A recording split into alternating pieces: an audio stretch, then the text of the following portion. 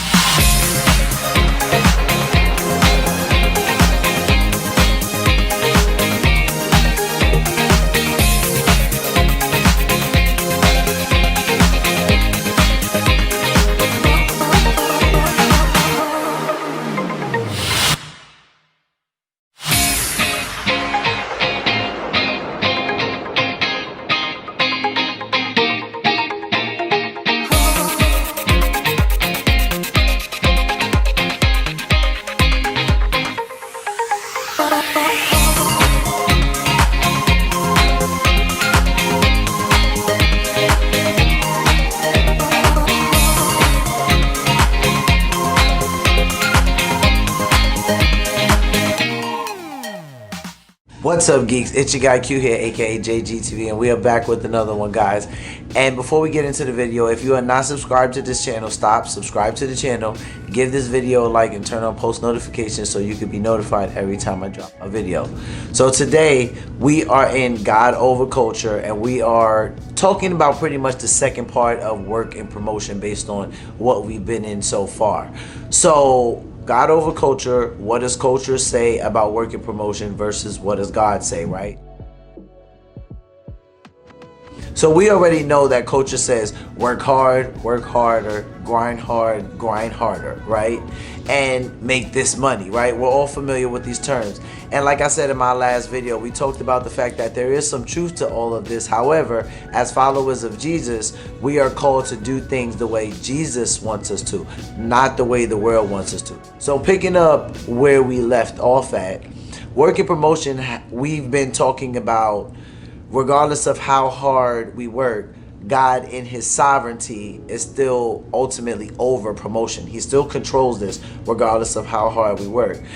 At my job particularly, I work with a lot of people who have PhDs, and while I love all my people who have elevated their education, sometimes they tend to be extremely cocky about this, right?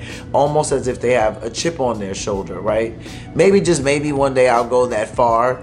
But right now, I love to learn, but I'm not a huge fan of school, right? Depending on what the subject is, of course.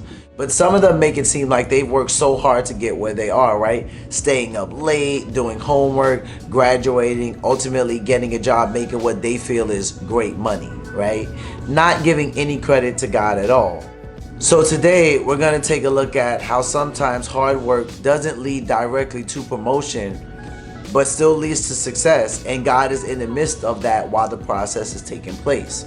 So let's focus in on what God says about work and promotion.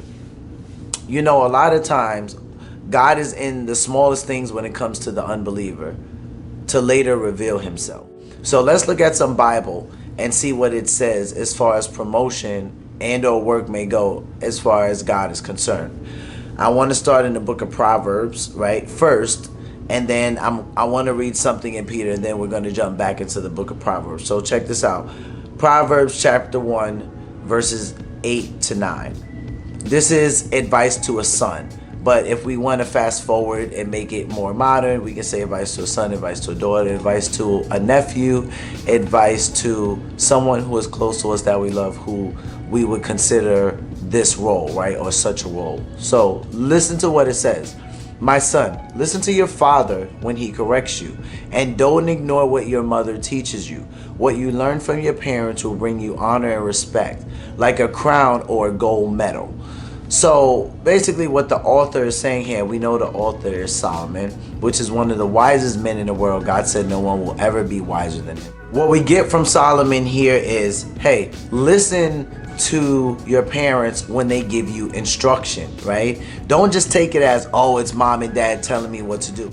No, rather it says that this will bring you honor and respect, like a crown or a gold medal, right? Like a king or athlete who's just won first place in a race. He's literally saying, like, this is the kind of honor and respect that will come to you if you honor your mother and your father and what they teach you and the advice that they give you and the instruction that they give you, right? So now I want to go to Proverbs chapter 3, and I want to read verses 5 to 6 to you guys. Trust in the Lord with all your heart and lean not on your own understanding. In all your ways submit to him, and he will make your path straight. Now, earlier when I said God is in the smallest things when it comes to the unbeliever to later reveal himself. Here's what I mean. Based on what we read in Proverbs chapter 1, we know that it says that listen to your father when he corrects you and don't ignore what your mother teaches you, right? And now this proverb says, in all your ways submit to him and he will make your paths right. A lot of people will say something like, well, how does this go for the unbeliever if they're not submitting themselves to God or they don't yet have a relationship with Jesus Christ? Because God is sovereign and he is in everything, right? And while unbelievers may not come to church constantly or have a relationship with Christ, normally they have some type of relationship with their parents, at least the mother or the father, right?